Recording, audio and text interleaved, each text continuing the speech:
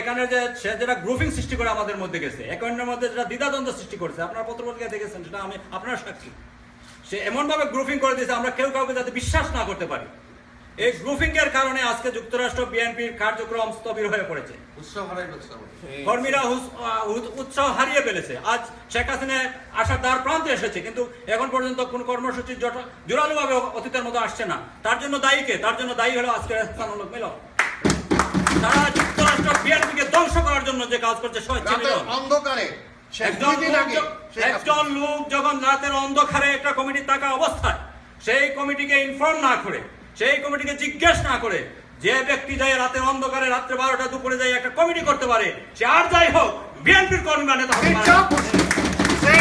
দীক্ষার নয়। আমার বিশ্বাস সে হয়তো বাকশালীদের এজেন্ট হয়ে বাংলাদেশ জাতীয়তাবাদী দলকে ধ্বংস করার জন্য চক্রান্ত নেমেছে।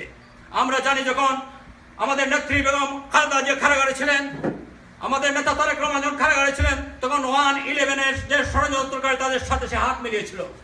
যে কয়জন লাঞ্ছিত হয়েছিল 1-11-এর পরে, যখন 1-11-এর পতনের পরে লাঞ্ছিত হয়েছিল, তাদের মধ্যে একজন হচ্ছে স্থানমূলক মিলন।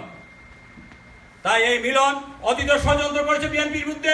আমার বিশ্বাস এখনো সে সেই ষড়যন্ত্রের তাও বিস্তার করে বিএনপির বগলে থেকে বিএনপিকে ধ্বংস করার ষড়যন্ত্র করছে। তাই আমি আপনাদের মাধ্যমে দেশ এবং প্রবাসে বিএনপির সকল নেতা কর্মীকে স্থানমূলক মিলনের কাজ থেকে হুঁশিয়ার এবং সতর্ক থাকার জন্য আহ্বান জানাচ্ছি।